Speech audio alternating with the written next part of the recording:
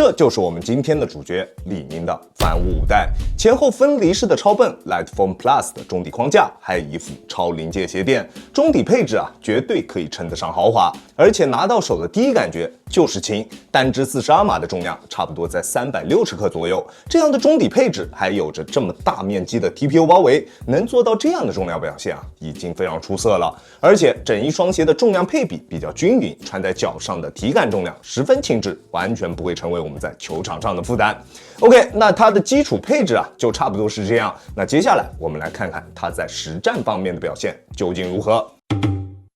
抓地表现十分出色，不管是室内还是室外，它的抓地都没有问题。大面积的人字纹和网格纹路的组合，能够很好的应对各个方向的抓地，并且纹路之间的空隙控制的也比较合适，即使场地上面有灰尘，也能有不错的抓地表现。而且大底的纹路又粗又深，用的还是李宁主打耐磨的 Tough OS， 耐磨自然不用担心。外底的橡胶在硬度计的测试下，读数能够达到70以上，只要不是粗制的水泥地，它都能顶得住。如果你平时打球的场地啊，就是那种颗粒比较粗的水泥地，那可能李宁之前推出的那双追猎1 Super 会更加适合你去进行选择。追猎1 Super 的耐磨啊，真的超级顶，外底的橡胶硬度能够达到80以上，非常夸张。要打粗制水泥地的，可以去看一下我追猎的那一期视频，好吧？上一代的帆5.4啊，很多兄弟都反馈它的抗扭表现并不是特别出色，而这一次的5代明显在这一方面做出了针对性的加强。中底超大面积的 TPU 件能非常好的提升球鞋的抗扭表现，但是因为中底的 Lightform Plus 啊，它的密度是比较偏低的，外部的这一层 TPU 覆盖也做了大量的形变释放空间，所以强度也并不是特别高，只能算是勉强够用。我180斤的体重，在做一些对抗蹬地动作的时候，脚底下的球鞋并不会出现特别明显的形变，这一点啊大家可以放心。而它的自然弯折点，大家可以看到啊，在内侧完全没有问题，但是在外侧会稍微有一点点的靠后。好在它的中底刚性啊并不算特别高，在实战的过程中并不会有拉扯足弓的感觉，穿它打完球也不会有足弓疲惫或者是足弓酸痛的情况出现。还好啊，它的中底刚性不是特别高，不然肯定会出问题。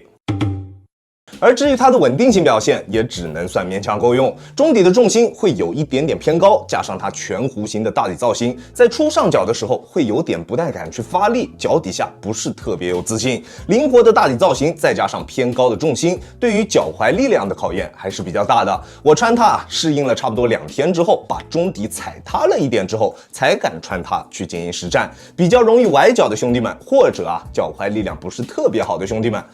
都需要慎重考虑一下，好吧？而且在这一双鞋身上也存在着一点点轻微的内扣问题，虽然并不是特别明显啊，不会影响到实战，但是我相信啊，还是有比较多的兄弟对于这一点会比较在意的，对吧 ？OK， 帆5代的基础性能啊，就差不多是这个样子。说实话，并不是特别出色，除了抓地和耐磨都比较优秀之外，在抗扭以及稳定性方面的表现，都只能算是将将好够用的一个水平。当然啊，想要用来打球，想要用来打一些强度局，那都没有问题。那至于它究竟是不是好穿？那接下来我们就来看看它在风格化的处理方面做得怎么样。在脚型适配方面，这次帆5代的鞋楦会略微有一点点偏宽，会更加适合正常脚型或者是脚型偏宽的兄弟们去进行选择。窄脚的兄弟们就尽量不要去考虑了，好吧？如果你是窄脚，即使是穿比较厚的篮球袜，也没有办法得到非常出色的包裹锁定，因为鞋面的造型就是这一个样子，在前掌几乎没有鞋带的覆盖，通过调整鞋带的松紧度，对于前掌的包裹锁定完全没有任何影响。而且因为它鞋头的上方空间也比较大，并没有给我们做到明显的下压，前掌在鞋内几乎就处于一个全放空的状态，内长是合适的，但是左右和上下都明显大了一圈。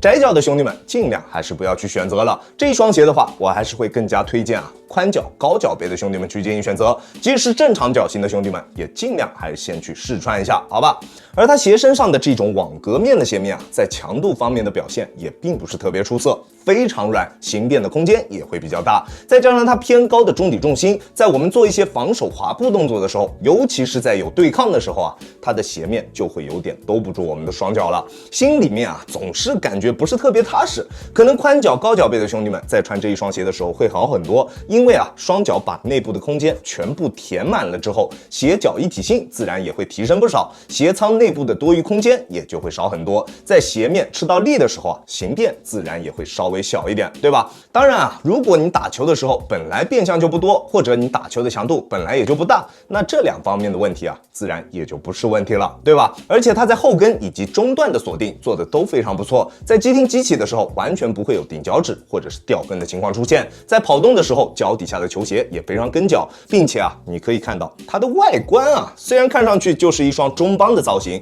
但是脚踝处的鞋面非常的柔软，在系紧了鞋带之后，完全不会限制住我们的脚踝，跟低帮的篮球鞋其实没什么区别。再加上它这个全弧形的大底，这就是一双主打灵活的篮球鞋。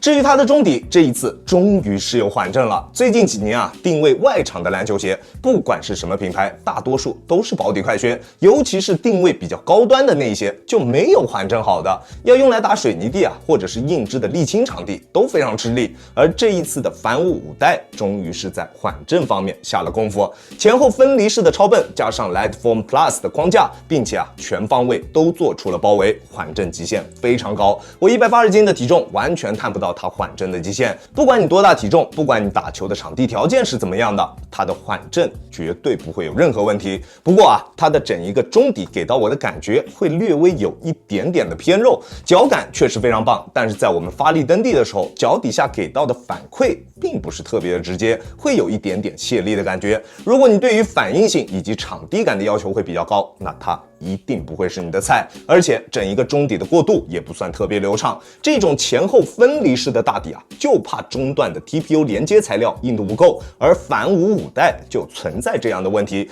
从后掌过渡到前掌的时候，会有比较明显的断层感，不管是在正常跑动的时候，还是在蓄力起跳的时候，中底的力传导都不是特别顺畅。跑跳型的球员，这双鞋啊，我估计你们都不会喜欢。帆5代亚当球鞋主观评级 B 减。说实话，这一双鞋真的非常不适合我。如果你跟我一样脚型偏窄，而且比较追求跑跳体验，那这双鞋啊，你就完全没有必要去考虑它，它一定不适合你。那帆5代会比较适合哪一类型的球员去进行选择呢？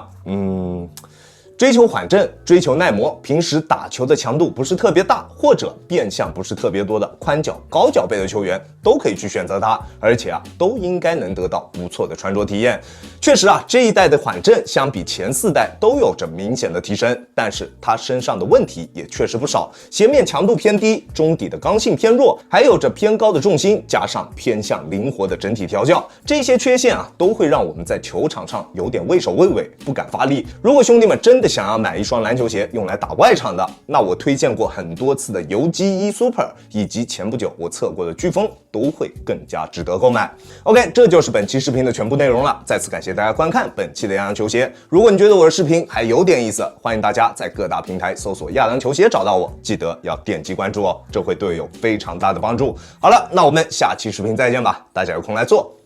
，Peace。